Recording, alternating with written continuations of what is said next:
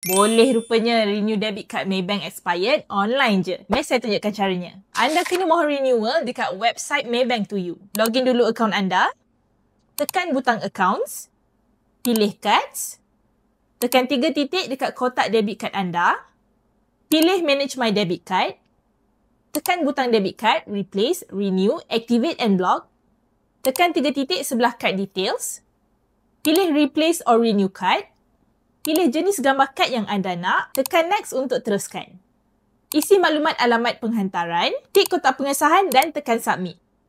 Anda akan kena charge RM12 untuk renew card yang dah expired lebih 12 bulan. Tekan confirm untuk teruskan. Tekan request untuk sahkan transaksi dekat app May.